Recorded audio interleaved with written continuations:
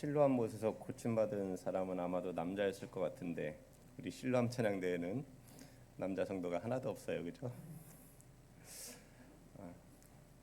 한번 도전해 보시기 바랍니다.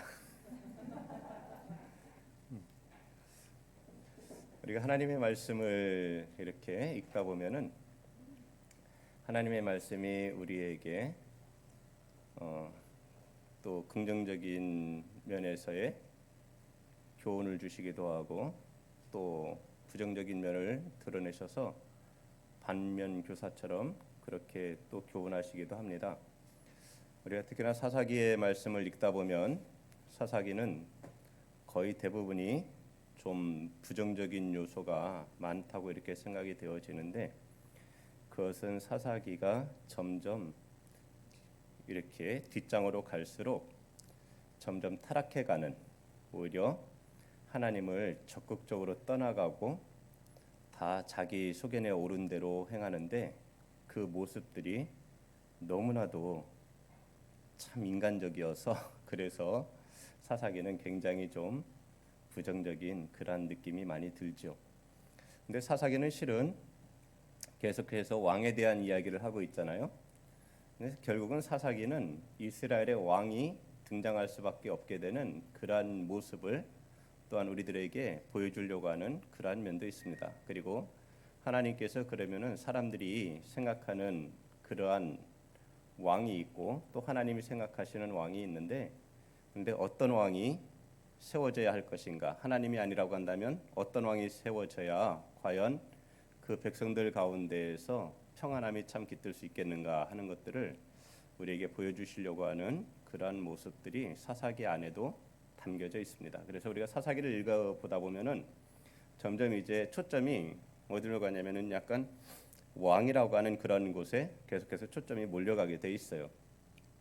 그래서 우리가 지난번에 보았듯이 기드온이 사사로 등장했을 때 그때 이제 이스라엘 백성들이 그에게 요구하는 것이 뭐였어요? 우리의 왕이 되어 달라는 거였잖아요. 당신이 말하자면 우리를 다스려 달라. 이렇게 이제 기드온에게 요청을 했죠. 근데 이제 기드온은 자신은 왕이 되지 않겠다. 내가 다스리지 않겠다. 내 아들도 내 손자들도 다스리지 않을 것이다. 그랬는데 실은 기드온은 말은 그렇게 했지만 자기의 삶은 왕 같은 삶을 살았다 그랬잖아요. 그죠? 그리고는 결국 그것이 이 화근이 되었습니다. 그래서 기드온의 71명의 아들들 가운데 첩의 아들 아비멜렉이 결국 이제 자기가 왕이 되겠다고, 스스로 왕이 되겠다고 일어서게 되죠. 그리고는 자기와 같은 고장의 사람들, 그 사람들을 선동해서 세겜 사람들이죠. 그래서 결국은 자신이 그 가운데에서 지도자가 되고, 그리고는 기드온의 70명의 아들을 죽이려고 시도를 하고 결국 그 가운데 69명을 죽이게 되죠. 다만 막내 아들 요담이 살아서 그 일에 대해서 책망을 하고 그가 하나님 앞에 또한 그렇게 이 자신의 그러한 처지들, 그것을 그리심산에서 그가 하나님께 올려드렸을 때에 결국 하나님께서는 아비멜렉이 멸망을 당하게 되는 그러한 모습으로서 하나님께서 갚아주시는, 그의 악행을 갚아주시는 그러한 모습이 있었습니다. 우리들이 이렇게 그러한 이 스스로 일어서서 왕이 되고자 하고 그러한 것들 하나님이 기뻐하시지 아니하셔서 결국 그것이 자기를 멸망에 이르게 하는 그러한 모습들을 본다면 실은 우리들은 그런 것을 따라하면 안 되잖아요. 그죠? 그것을 따라해서는 안 될 거 아닙니까? 아비멜렉처럼 돼서는 안 되잖아요. 그죠? 자기의 형제들을 다 죽이는, 한 바위에서 죽이는 그런 모습들이나 또는 그가 결국은 그 땅을, 세겜 땅을 다스리는 데 있어서 결국은 그가 이 정의와 공의로서 또 선함으로써 다스리지 못했기에 결국은 그 가운데에서 분쟁이 일어나게 되고 결국은 아비멜렉은 여인이 던진 맷돌에 두개골이 깨져서 죽게 되는 그러한 처지에 이르렀단 말이죠. 그러면 이렇게 우리가 사사기를 보면서 사사는 결국 누가 세우시는 거였어요? 하나님이 세우시는 거였어요. 우리가 처음에 볼 때 사사들은 하나님이 세우시는 거였는데 점점 가면서 보니까 이 사사들이 이제 기드온까지는 하나님이 세우셨는데 기드온의 아들 아비멜렉 이후부터는 뭔가 좀 달라지는 느낌이에요, 이것이. 그래서 아비멜렉이 사사기의 이 장수 가운데 큰 분량을 차지하면서 우리들에게 무언가를 말해주려고 하는 것의 시작점을 갖다가 이루고 있단 말이죠. 그 시작점이 뭐냐면 스스로 왕이 되려고 하는, 자기들 가운데 왕이 필요하다 그러니까 스스로 왕이 되려고 일어서는 사람들이 있는 거예요. 그 가운데 첫 사람이 아비멜렉이었습니다. 기드온은 차마 자기가 그렇게 왕처럼 행했지만은 그러나 자신이 다스리겠다고, 내가 왕이 되겠다고 그렇게 할 수는 없었어요. 왜냐하면 그는 하나님을 경험했잖아요, 그죠? 하나님을 경험한 사람은 자신이 스스로가 왕이 되겠다고 그렇게 일어설 수가 없는 거예요. 왜냐하면 그의 크심과 그의 위대하심을, 그의 능력을 보게 되면 인생이라고 하는 것은 하나님 앞에서는 정말 아무것도 아니구나 하는 것을 알게 되죠. 그래서 하나님을 두려워하게 되고 결국은 그 하나님 앞에서 감히 내가 왕이 되겠다고 나서질 못하는 것입니다. 그러나 아비멜렉 같은 경우에는 그러한 것을 전혀 경험하지 못한 사람, 그래서 스스로 자신이 왕이 되었죠. 그렇게 아비멜렉이 죽게 되면서 그 세겜 땅의 모든 문제가 해결되었냐 하면은 다 해결되진 않았죠. 이 아비멜렉을 지지하던 사람들, 또한 이제 아비멜렉을 대적하던 사람들, 이러한 사람들이 그 땅에 여전히 있었을 거란 말이죠. 그리고 그 가운데에서 그 땅은, 세겜 땅은 어떻게 보면은 분쟁이, 그 내 안에서 분쟁이 일어났을 수 있는 그러한 곳이죠. 그런데 이제 그때 등장하는 사람이 누구냐면 바로 돌라라고 하는 사람입니다.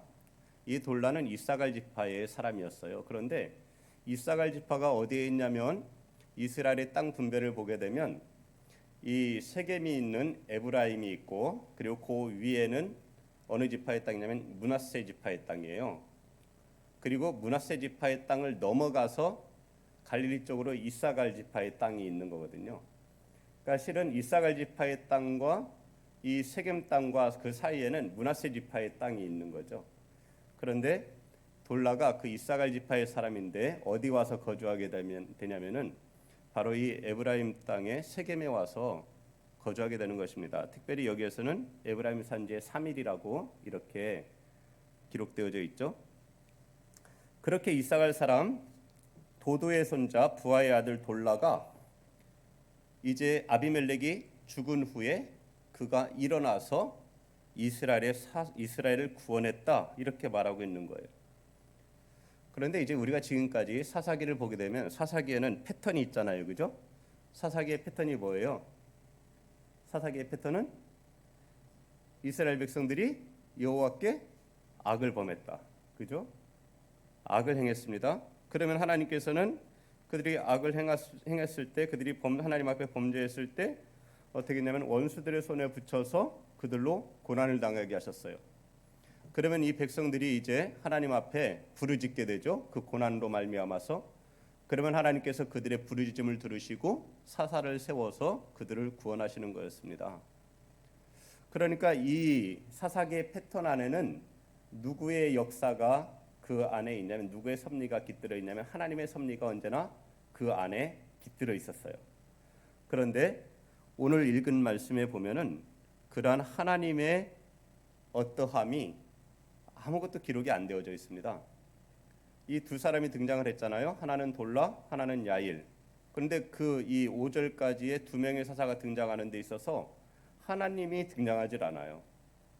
그런데 성경은 뭐라고 하냐면 그들이 이스라엘의 사사가 되었다고 말하고 있어요. 우리가 여기 1절 말씀에 돌라가 일어나서, 그럴 때 이 일어나서, 그리고 또 3절에 그 후에 길르앗 사람 야일이 일어나서 이렇게 돼 있는데, 이 일어나서가 결국 이제 그 쿰이라고 하는 히브리 단어를 쓰고 있지만은 실은 이것은 이 하나님께서 그들을 일으켜 세우신 것이 아니라 능동형 동사거든요. 자기들이 일어난 거예요. 자기들이 스스로 내가 세겜 땅을 평정하겠다, 말하자면 이러한 의지를 가지고 돌라가 일어나서 그 땅을 평정한 거예요. 굉장히 좀 이스라엘 전체 지역이 아니라 작은 지역이겠죠. 그 세겜이라고 하는 그 지역을 이 돌라가 평정을 하고 자기가 거기에서 23년 동안을 다스리는 것입니다. 그러니까 이것은 하나님의 그러한 섭리들과는 실은 아무런 상관이 없는, 그냥 자기의 힘을 의지해서 일어나서 자신이 통치하는 이러한 모습이 있는 것이죠. 결국 이 모습은 아비멜렉과 별반 다를 바가 실은 없는 것이에요.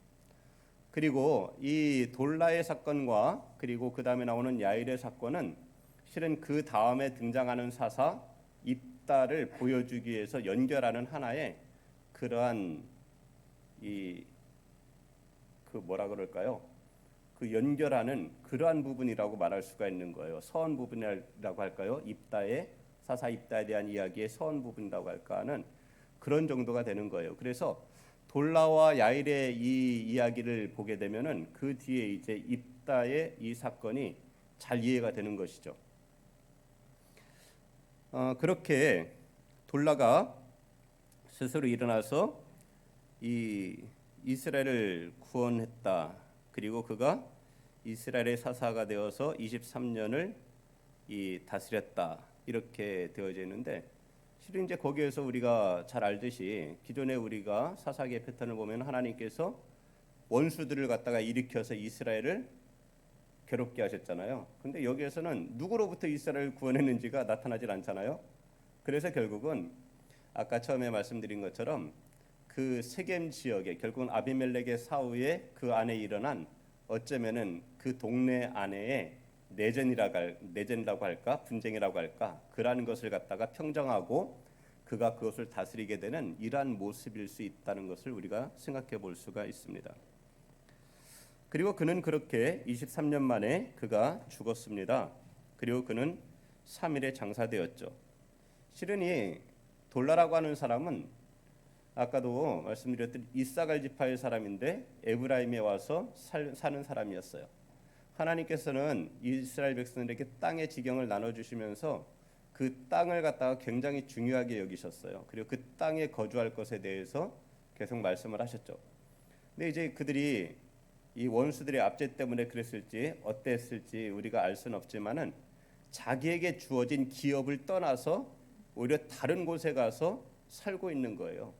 그러니까 자기의 본향을 떠난 사람을 우리가 나그네라고 하잖아요. 그래서 이제 오늘 말씀의 제목이 나그네와 부자 그랬는데 바로 이 돌라라고 하는 사람이 나그네 같은 사람인 거예요. 그리고 나그네는 실은 오히려 자기의 세력이 없는 사람이잖아요. 그죠? 자기의 세력이 없는 사람이고 자기를 지지해 줄 사람도 실은 없는 사람인데 이 돌라라고 하는 사람이 그 뜻은 뭐 벌레 이런 뜻을 갖고 있지만은 실은 나름 어떤 능력이 있는 그러한 사람인 것이죠. 그러니까 그 바로 세겜 땅에서 이 돌라가 이스라엘의 사사가 되어서 그곳을 다스릴 수 있었던 이러한 사람입니다.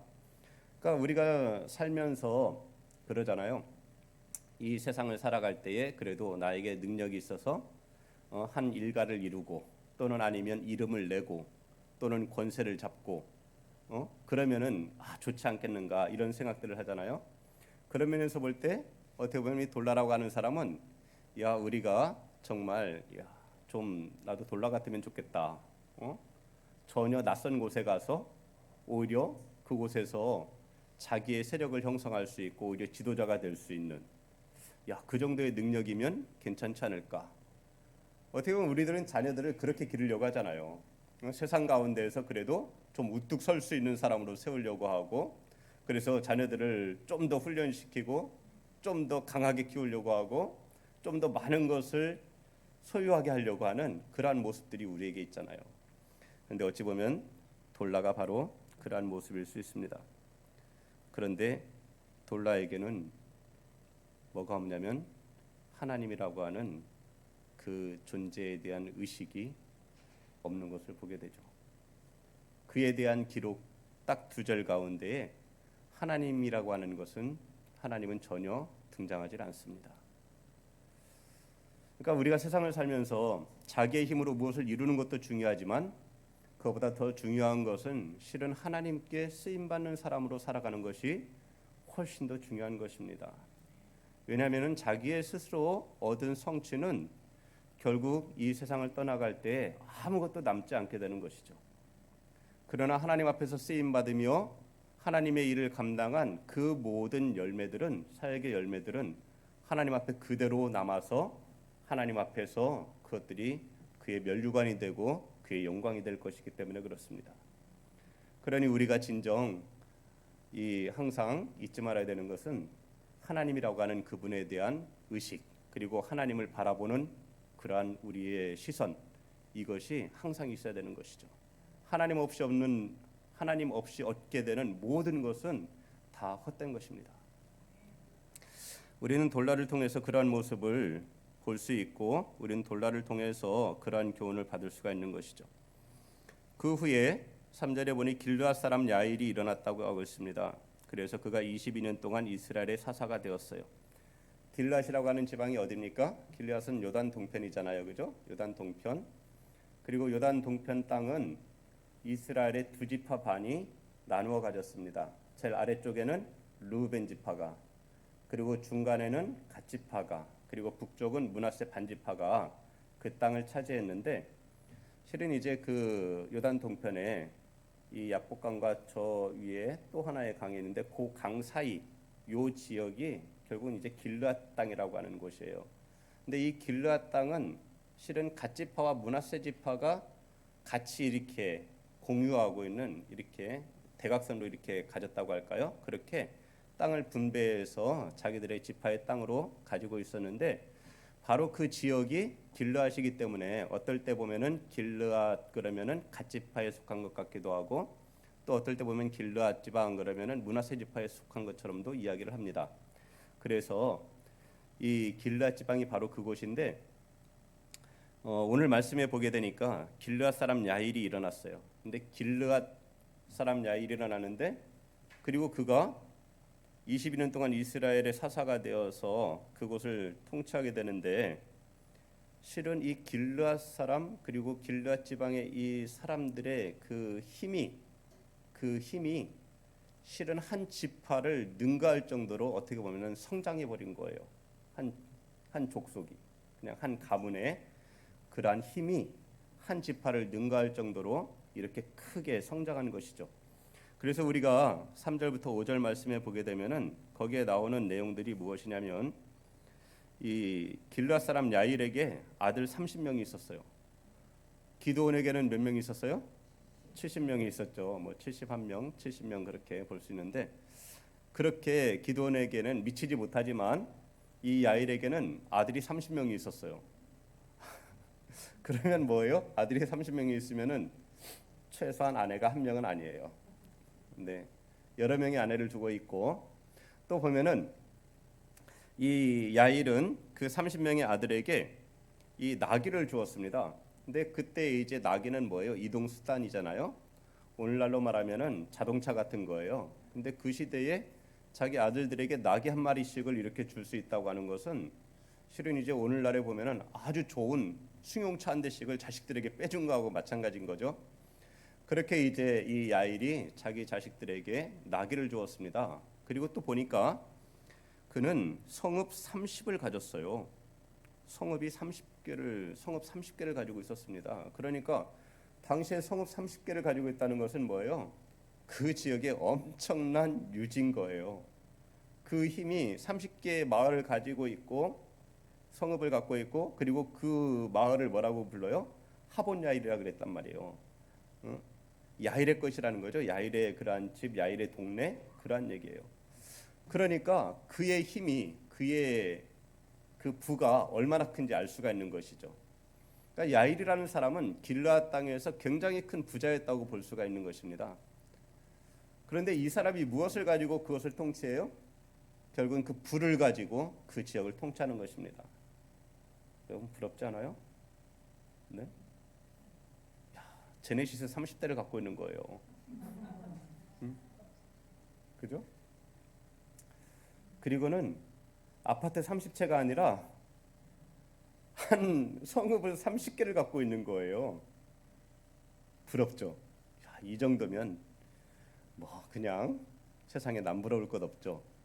모두가 다 꿈꾸는 부일 수가 있는데, 바로 이 야일이 그 불을 가지고서 길르앗을 통치하는 것입니다. 길르앗 땅을 다스리는 거예요. 그런데 보니까 더군다나 이 야일은 그 자식들을 통해서 결국은 이 불을 갖다가 세습하려고 하고 이 사사의 통치 능력을 자식들에게 이 세습하려고 하는 그러한 의도까지 갖고 있는 것을 이 말씀 속에서도 우리가 볼 수가 있는 것이죠. 그런데 우리가 3절에서 5절 사이에서도 마찬가지로 보면은 무엇이 없어요? 사사기의 패턴이 없어요. 어떤 원수들로부터 그들을 구원했는지 이러한 것이 없어요. 그 얘기는 뭐예요? 그냥 평안할 때 그가 그 불을 가지고서 그리고는 그 지역을 다스리는 자가 된 거예요. 그냥 이스라엘의 사사가 된 거예요. 그 지역을 재판하는 사람, 통치하는 사람, 그러한 사람이 그냥 된 겁니다. 그리고는 그가 22년 동안 그렇게 이스라엘의 사사로 지냈습니다. 결국은 돌라나 야일이나 모두가 다 하나님이 세운 사사가 아니었어요. 그냥 평안한 중에 자기가 가진 능력을 가지고 이스라엘의 사사들이 되었습니다.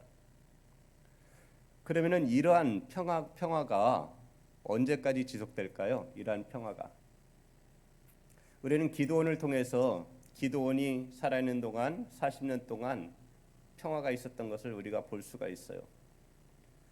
그런데 기드온이 그가 하나님의 사사로서 오히려 하나님 앞에 쓰임 받고 그리고는 그 후에 조용히 그의 삶을 하나님 앞에서 마감을 했다면은 그 후에 자식들에게 일어나는 이러한 엄청난 불행이 일어나지 않았겠죠, 그죠? 그러나 실은 기드온이 살아있는 동안에 자식을 70명이나 넘게 낳았고, 그리고 또한 그가 그 부를 축적을 했고, 결국은 그의 힘과 권세가 그만큼 뻗치는 것을 아비멜렉은 보았던 것이잖아요. 기드온의 시대에는 평안함이 있는 것 같았지만, 그러나 실은 그 후에 일어나는 것은 뭐예요? 분쟁이고 죽음이고 그리고는 배반이고 이러한 일들이 그 뒤에 계속해서 일어나서 결국은 한 집안이 다 멸망하게 되는 모습을 보았어요. 그러니까 어느 때에는 평화가 있는 것 같지만 실은 이 평화는 그냥 마치 화산이 폭발하기 전에 잠시 이렇게 숨죽여 있는 것처럼, 또는 이 마치 폭풍이 불어오기 전에 그 고요함이 잠깐 스며드는 것처럼 그러한 평화일 수 있죠. 하나님이 주신 평화가 아니면 사람의 힘에 의해서, 사람의 부에 의해서, 사람의 권력에 의해서 주어지는 평화는 어느 순간 이것이 깨져버린다는 것이죠. 그리고 그것이 깨져버릴 때는 그 폭발력이 너무나 커서 이걸 감당할 수가 없게 되는 거예요. 바로 우리는 돌라와 야일의 이러한 모습을 통해서 그러한 것을 볼 수가 있습니다. 하나님 없는 평화, 그리고 하나님 없이 이룩한 그 모든 것은 곧 무너지는 것입니다.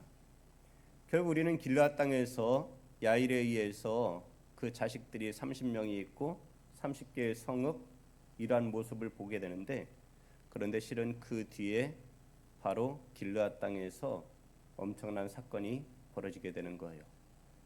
바로 다음에 일어나는 사사가 누구냐면 입다인데 그가 바로 길르앗 사람입니다. 그리고 또한 그 다음에 입다가 사사가 되는 그 가운데에서 결국은 누가 그를 사사로 세우는가, 이러한 모습들을 우리가 그 다음에 보게 되면 점점 사사는 내가 되고 싶으면은 자기의 능력을 갖고 사사가 되고, 또 자기의 부를 가지고 사사가 되고, 또는 그냥 사람들에 의해서 사사로 세워지는 이러한 모습들을 보게 돼요. 하나님이 세우지 않는 사사, 하나님이 함께 하시지 않는 사사, 그것은 아무것도 아닌 거예요. 우리가 이 땅을 살아가면서 우리는 사사보다도 더 위대한 사람들입니다. 더 놀라운 사람들이에요. 왜냐하면 사사들과 하나님께서 함께 하실 때도 있고, 또는 하나님의 영이 떠나시면 그들은 아무것도 아니었습니다. 그런데 우리는 예수 그리스도 안에서 엄청난 약속을 받았잖아요. 지난번에 우리가 목사님 말씀을 통해서도 들었지만은 이 땅에 오신 예수 그리스도 그분은 누구세요? 임마누엘이시잖아요. 하나님께서 약속을 하신 대로 정말 이 땅에 하나님이 오셨어요. 죄인들과 함께 하셨어요. 자기 백성들과 함께 하셨습니다.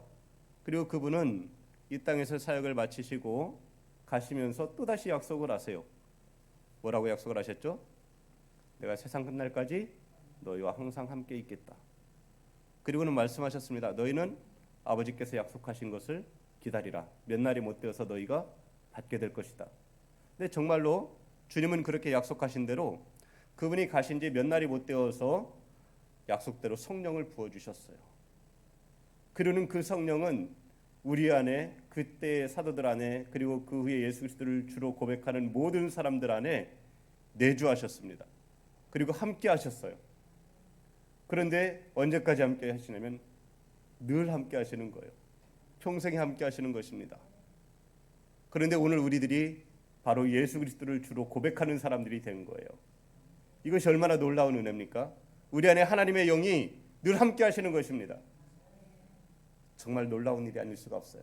그러니 우리들은 실은 사사들보다도 더 큰 능력을 우리는 나타낼 수도 있는 그런 하나님의 사람들입니다. 하나님께서 원하시기만 하면 여러분들을 통해서 이스라엘을 구원하던 그 사사들처럼 여러분을 사용하실 수도 있어요. 이스라엘 사사들은 그들을 원수들의 손에서 구원해냈지만은 그러나 여러분은 오늘 복음을 가지고 저 죄의 매인, 사망의 매인, 그리고 사탄의 매인 그 영혼들을 구원해낼 수 있습니다. 하나님의 영이 함께 하시며 하나님께서 친히 여러분의 입술에 어떤 말을 해야 할지도 일러주실 것입니다. 그리고 필요한 때에 하나님은 말씀하게 하실 거예요. 참된 복음을 증거하게 하실 겁니다. 그들의 마음을, 그들의 심령을 찔러 쪼개는 날카롭고도 생명력 있는 복음의 말씀으로 그들의 마음에 임하게 하실 것입니다. 오늘 여러분은 이스라엘의 사사들처럼 쓰임받을 수 있는 사람들입니다. 왜냐하면 하나님의 영이 함께 하시는 사람들이기 때문에 그렇습니다. 그러니 오늘 여러분이 한번 하나님께 고백을 해보세요. 하나님, 저도 사사처럼 사용해 주세요. 하나님이 세우신 사사들처럼 하나님 저를 사용해 주십시오. 그래서 저 죄의 매인 영혼, 사망의 매인 영혼, 사탄의 매인 영혼, 악한 영의 매인 영혼들, 이 세상 권세에 공중권세 잡은 자에게 매인 그 영혼들, 이 세상의 풍조를 쫓아가는 영혼들, 하나님 저들을 구원해낼 수 있도록 하나님 저를 사사와 같이 사용해 주십시오. 하나님 앞에 고백해 보십시오. 하나님께서 우리를 통해서 묶인 영혼들을 풀어 자유케 하시고 그들을 구원하실 줄 믿습니다. 우리에게 그러한 은혜가 또 하나님 앞에 그렇게 쓰임받는 은혜가 우리에게 있기를 원합니다. 기도하겠습니다.